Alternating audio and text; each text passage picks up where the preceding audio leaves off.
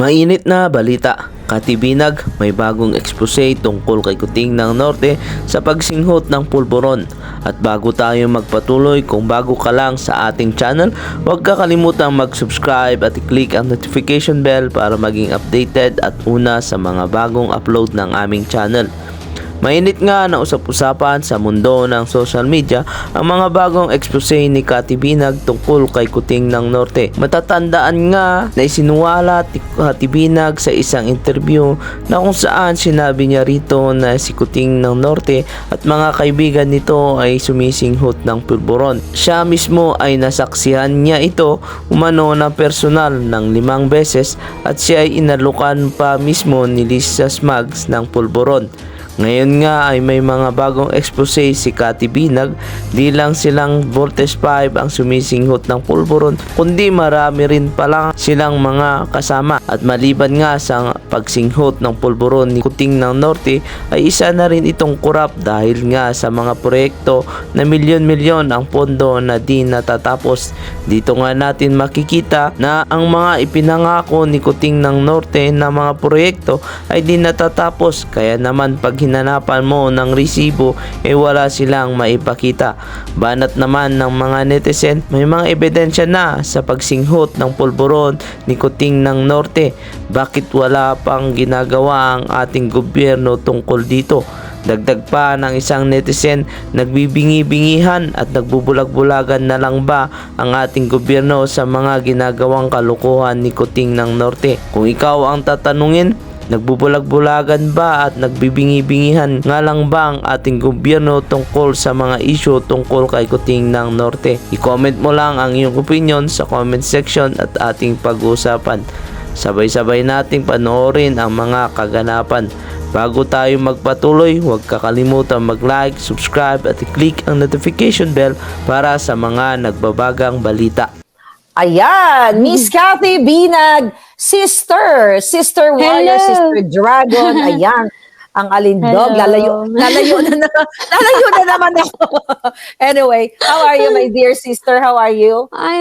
I'm good, sobrang good kasi overwhelming talaga yung support and everything na ginagawa ng mamayang kababayan natin, no? Parang nakakatuwa. Siguro talagang hindi siguro. Napakatotoo talaga yung kasabihan na kapag nagsasabi ka ng totoo, talagang mafe-feel yan ng mga taong may takot sa Diyos. Yung sa heart nila, makikita nila yun eh. Alam mo yun? Yun. Eto, cute pa rin. Charot. Cute pa rin. Okay, narinig Cute mo ba pa ako, rin. sis? Yes, Yes, of narinig course, kita. dapat hindi bad shot, di ba? Yeah. Dapat cute na cute. Alright. Oh, yes. Anyway, okay. Sobrang grabing suporta sa'yo ng taong bayan. Prayers, private messages. My first question is, kumusta yung reaction or impact nito sa iyong pamilya? Wala.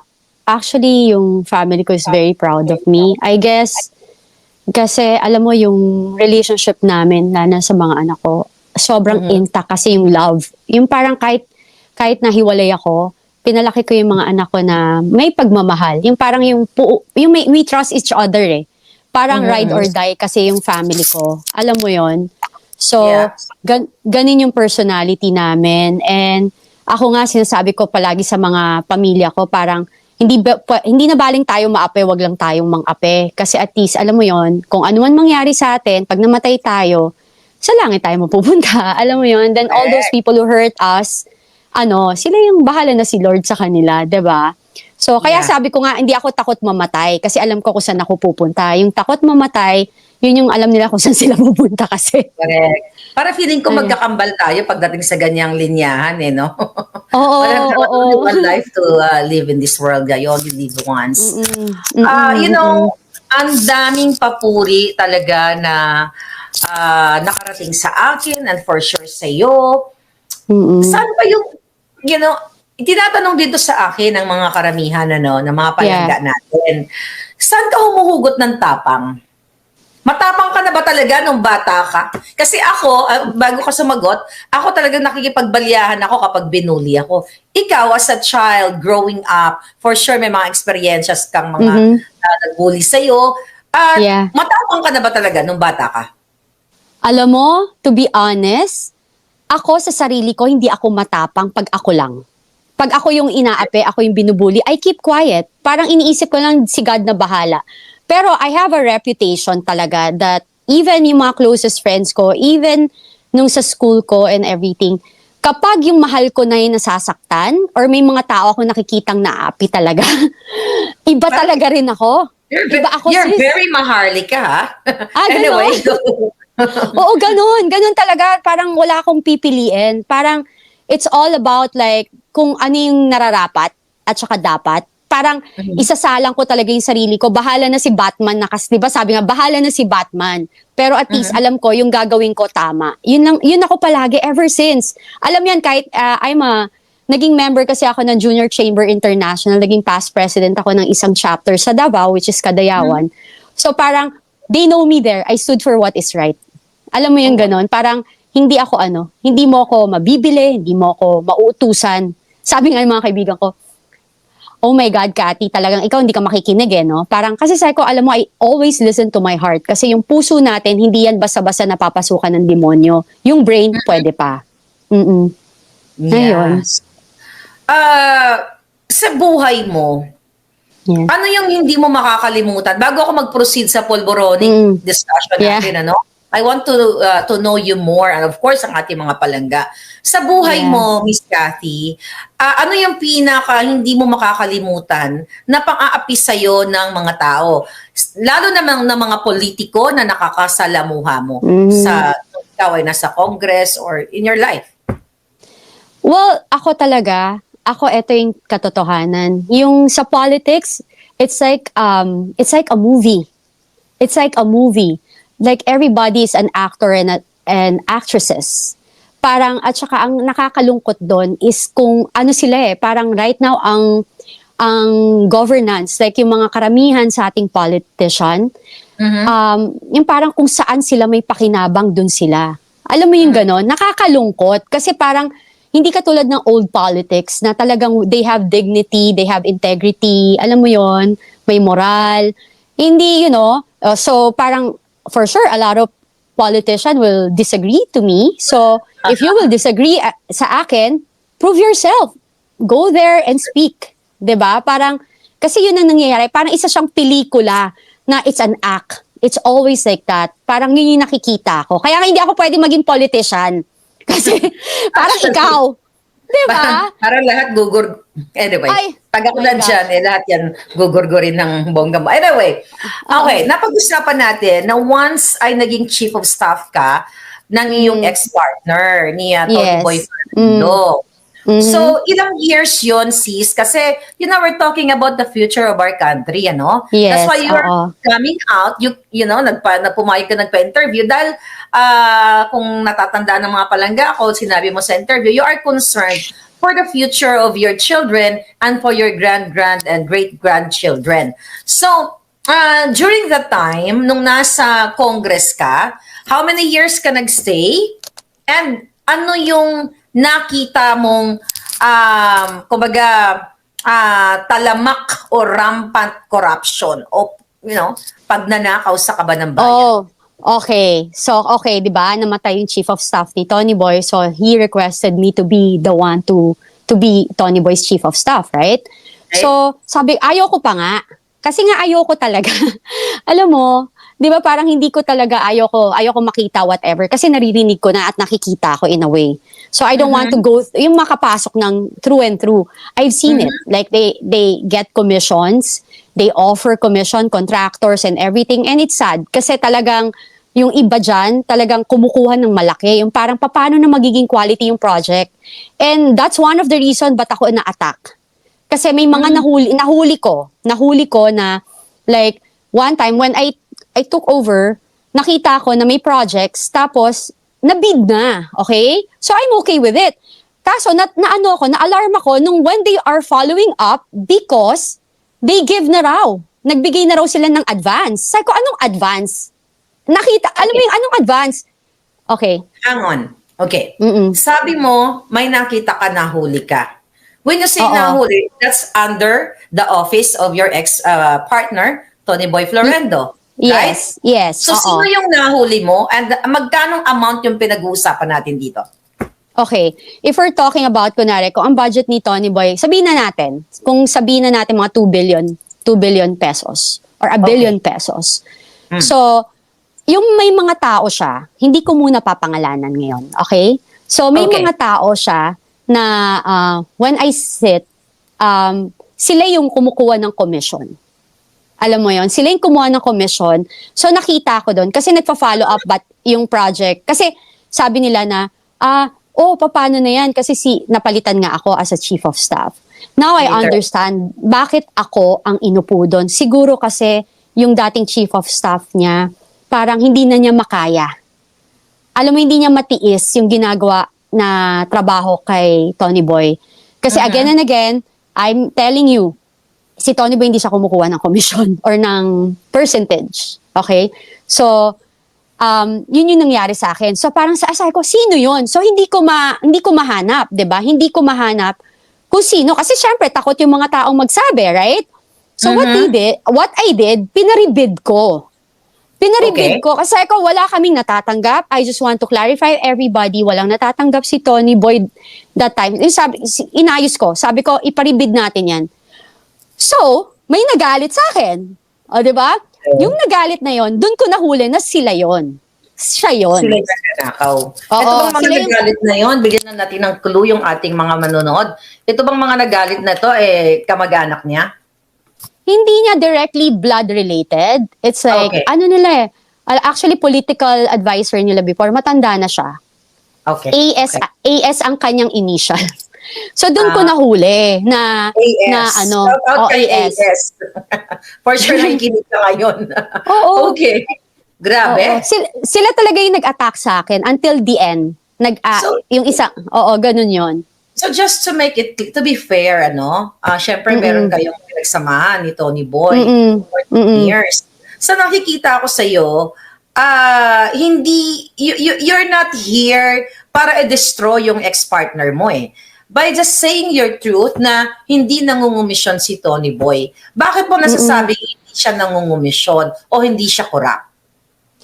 Kasi, way back before, di ba congressman siya nung una. Tapos ang pumalit si Sap, Anton Lagdameo, right?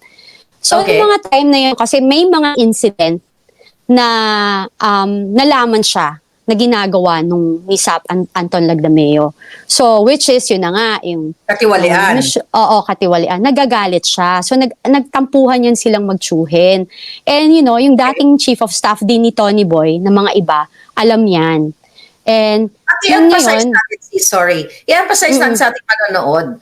We're talking about na nagalit si ex-partner mo sa kanyang pamangkin na si Anton Lagdameo na now is the special assistant to the president. And this Yes. is public interest. Go ahead, Yes. sis. yes. So, syempre ako, that time, bago lang kasi kami niyan So, parang, wala naman talaga akong alam behind whatever they do, di ba? So, ngayon, nakita ko, tas we put up a restaurant in Davao, yung The White House Fusion Cuisine and Wine Lounge, no? So, Okay. one time, parang nagtatampo, nabalitaan namin, tatampo. Tapos tinatanong ko sinabi, ayaw niyang sabihin sa akin. Kasi alam mo, si Tony Boy, protective yan sa mga kaibigan niya, with everyone. Hindi basta siya nagsasalita. So one time, basta pumunta doon, nag-away sila in a way. Pero tas parang, syempre, when you sit in power, you feel untouchable.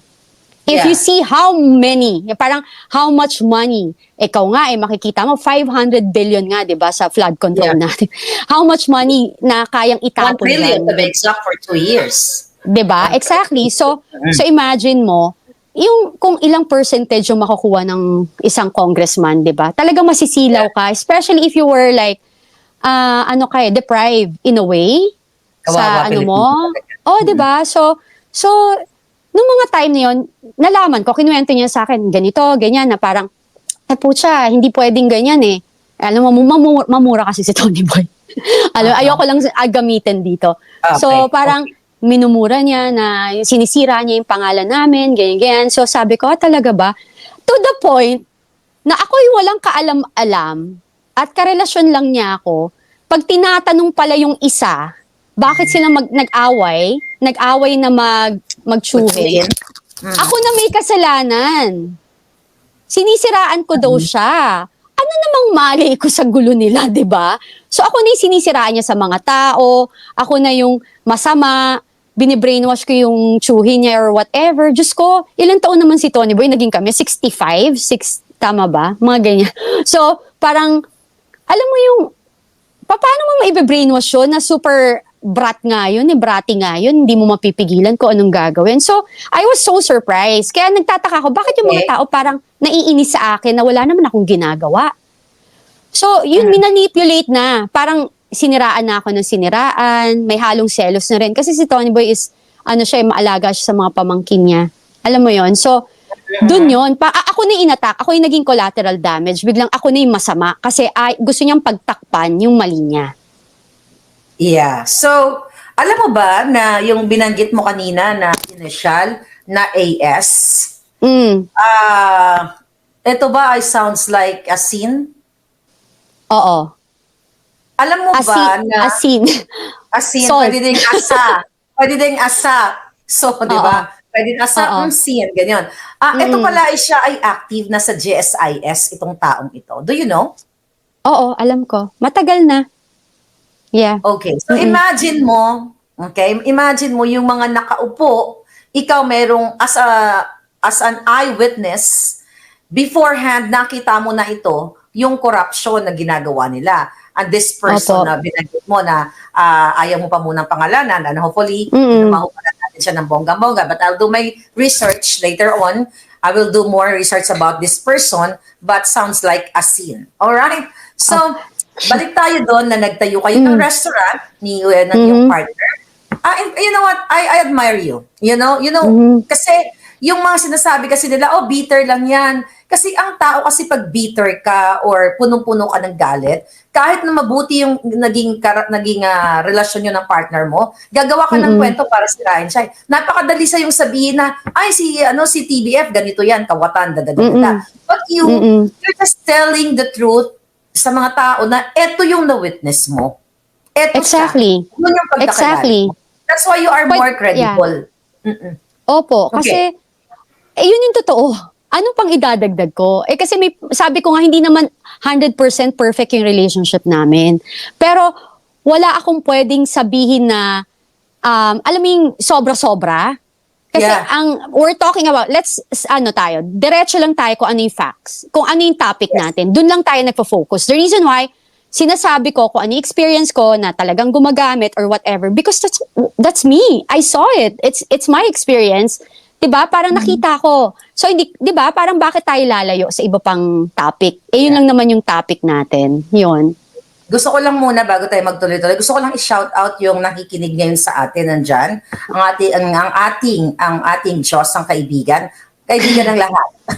Kaibigan ng lahat. Diyos ng bayan. Okay, so sabi mo kanina, nagtayo ka ng restaurant, yun yung White House. Alright? At doon mo nakita, di ba, si Bongbong Marcos na sumisinghot ng pulburon. Yan, Okay. sa CR. Sa CR. Okay, sa CR. So, the same statement, Yeah. hindi ka nagbago. Okay, balikan ko yung pangyayari na yun. Kasi, mga kababayan, off-cam, sinabi ni Miss Cathy sa akin na yung pulburon pala na term ay ginagamit na ng mga grupong ito. Pakisabi mo sa taong bayan, ano yung pulburon boys? Yung Pulburon Boys Group. Even before pala tayo na nag-vlog, mga kababayan, I talk about Pulburon, si Miss Cathy ay meron na pala talagang grupo na Pulburon Boys. Tell us about it, Miss Cathy. Okay. Kasi, di ba, remember na interview mo ako in everything? So, somebody called me, alam mo, to be talaga, ang daming tumawag sa akin eh. I know. Ang daming tumawag sa akin, like common friends and everything, ang dami. And talagang, sabi nga nila sa akin, alam mo, hindi ka naman nagsisinungaling. Parang public naman yan. Parang wala nga silang pakialam eh. Alam ng lahat ng tao niyan. So parang yung magdidepensa sa kanila, nakikinabang kasi. So That's parang true. nakikinabang or natatakot matanggal sa posisyon, sabi nila. Or like, syempre may business with them. Sabi ko, oo naman. Alam mo, sabi niya, pero alam mo, way back talaga, yung pulburo na yan, di niyan bago. Tatatawa daw sila sa'yo. Kasi saan mo raw nakuha yung pulburon? Kasi sabi niya, yan daw talaga yung term. You know what? When you try to think about it, ina-align talaga ng Diyos eh. Alam mo yun? Yung mga terminologies, yung mga Yes. pagyayari, no? Yes, oo, inalign talaga ng Panginoon. So sabing, di ba, yeah. Go ahead. Di ba sabi nga, kapag Diyos nang naggumalaw, hindi mo na mapipigil eh. Di ba? Mm. So, Pulburon Boys, para lang ding Voltes 5. Tama ba? Correct. So, kaya Diba? Pulburon Boys, nag-upgrade to Voltes 5. 5 lang ba Oo. talaga yung very prominent? Silang 5 lang ba talaga ang bida-bidaan sa Pulburon Boys? Hindi. O meron? You know what? Marami sila, Mga kababayan, marami sabi ko sila. nga, this is public interest. Natahimik ang media, hindi nagsalita ang Malacanang. Nung ako ay naglabas ng video na sumisinghot si Kuting, ano sila kaagad, like hours lang, nag-react sila kaagad. But you na lumabas as an eyewitness and very credible dahil 10 years kayong magpartner ni Boy Florendo.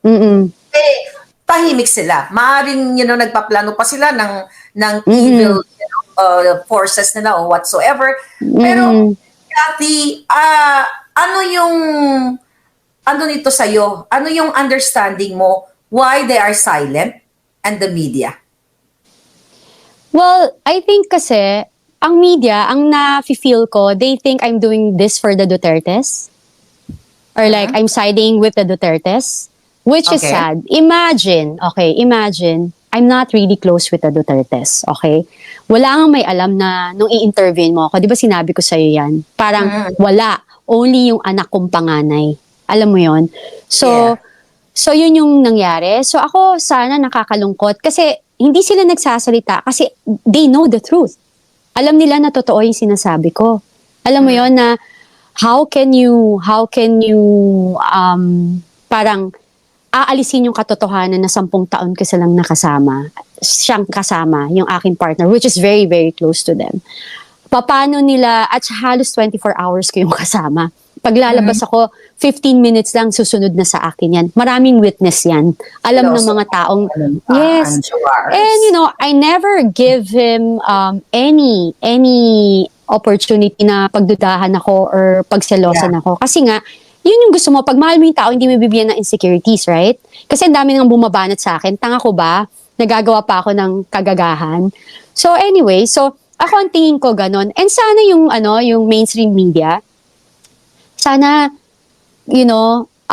magpahayag sila based on ano yung dapat para sa nakakarami sa mamamayang Pilipino. Hindi dahil ang feeling nila, ayaw namin sa Duterte, ayaw namin i-support yan. Kasi si Sara bang giging next president pag ganon. You know what, guys? I don't care who will be the president. I don't care. All I wanted is like, mag-upo tayo ng tamang tao there. Wag yan ganyan. Wag yung mga polvoronic. Wag tayo napapaligiran ng mga, ano yun sabi mo, addictus benedictus. Diba? Parang, so, you know what? Imagine lang, kung isa sa pamilya nyo, ganyan, hindi nyo alam baka isa sa pamilya nyo naggaganyan na, nagpupulburon na. Diba? So, what will you do? Parang, ito-tolerate nyo ba? Nalulungkot po ako para sa inyo. Kung talagang may paninindigan kayo at saka you're speaking the truth, sabi nga nila, ang mainstream media is para sa tao, para kung ano lang yung katotohanan. Ito po ako. Andito po ako. Opo, nagtataya ako ng buhay. So parang ano mapapala ko dito? Few years from now, they can kill me or whatever, but I believe that God will protect me. Kaya wala akong katakot-takot. So ano pong ginagawa nyo? Yung mga sikat dyan na mainstream media, yung mga newscaster na sikat dyan, ano pong ginagawa nyo? Why? Because Duterte? Wala akong pakialam. Hindi ako close sa kanila. Siguro like yung mga pinopost na picture ko na I'm with Duterte. Of course, hello. Ano ba kayo? di ba, malapit ngang kaibigan ni Digong yung yung ex ko. Anong gusto nyo? So, lahat ba tayo? Lahat na may picture kay Digong? Troll niya na, or bayaran niya na, or whatever. Lahat naman kayo may picture din. Ano ba? Let's be realistic here. Di ba? Alam mo Yeah. yun? So, yun yung binabato sa'yo na, bayaran ka ni Duterte. So, syempre, alam mo, pareho lang naman tayo, binabato ng mga ganyan. Yes. Even before, nasuportado ko si Bangag, bayaran din BBM. ako ni Bangag. So, nakita nyo naman. Exactly. At ganun pa man,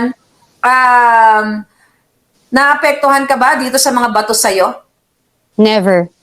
They Good. actually, ini-inspire nila ako more. Kasi, alam mo, sabi nila, di ba, pag ang puno ng Hitik ang bunga, pinupukol. hitik ang bunga, pinupukol. So, Ano the na kung more maalindog like you? Para maiba lang. Para Dapat maiba sabi lang. alindog. Oo. Okay. Well, alam mo yon, obvious na obvious eh. Ba't nyo ko i-attack? 'Di ba? Sis, Di ba, ba't mo ko i-attack? Kung talagang, true. 'di ba? Kung Siyempre, talagang, wala ka bang nakarating sa iyo na information na, oh, eto, may plano sa'yo, may ganyan. Wala ka bang nararamdaman na, pag lumalabas ka, wala ka bang nagsasabi sa iyong instinct, yung gut na parang medyo may something? wala. And I have that gift eh. And hindi rin nila gagawin sa akin. Kasi protected din talaga ako. Alam mo yon, ang dami. Alam mo yun, ang That's dami. good. I'm So, glad to hear that. And anyway, sabi mo nga, nung last interview, kung ano man ang mangyari sa'yo, nakakalat na yung 150 USBs, right?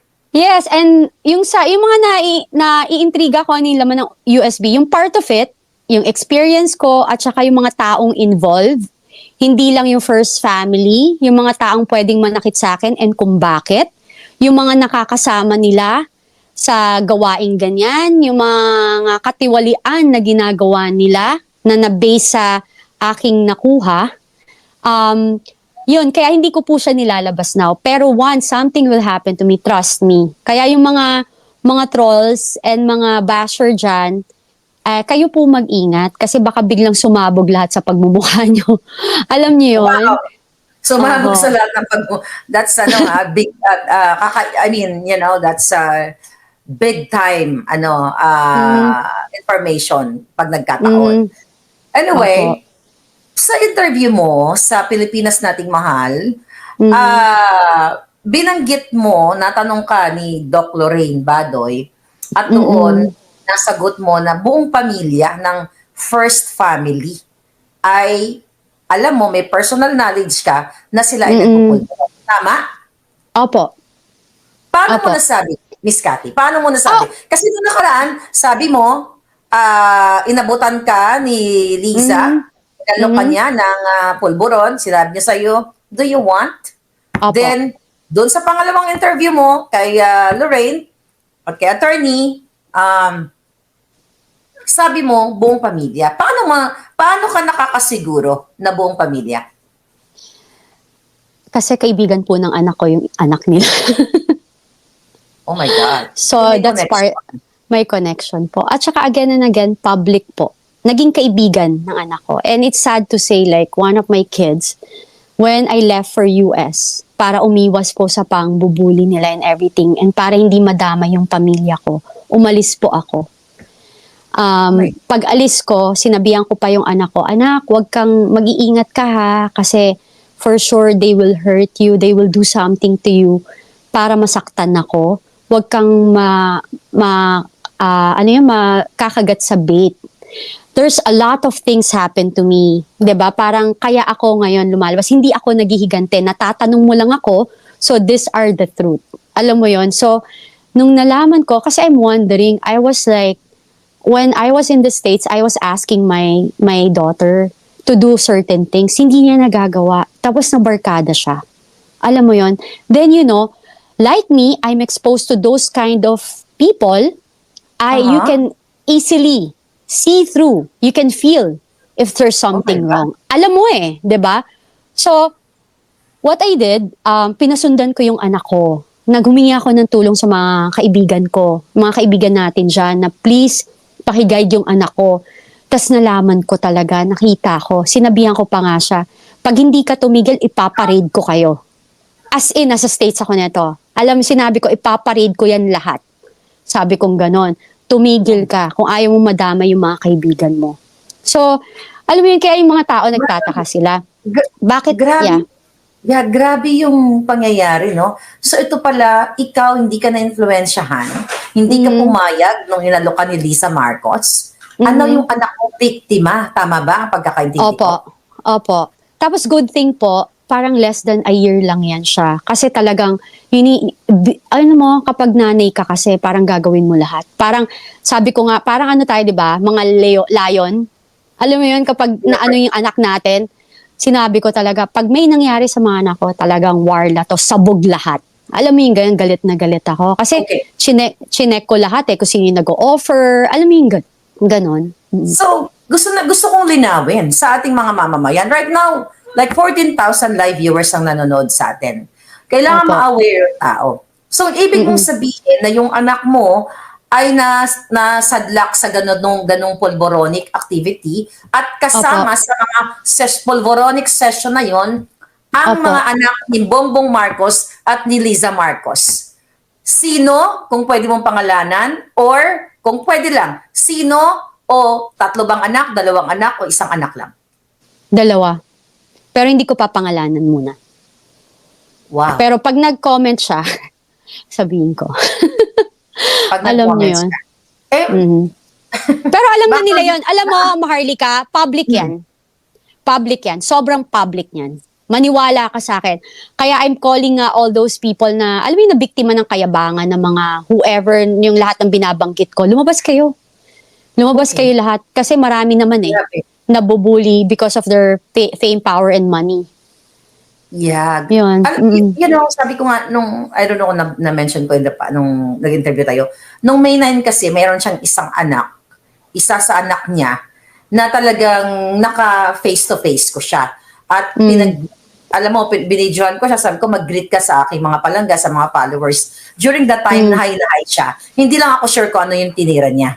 Hi na hi, I can tell kung sino ang normal at sino ang hindi. So, maaaring isa yun, no? Yung napag-usapan natin.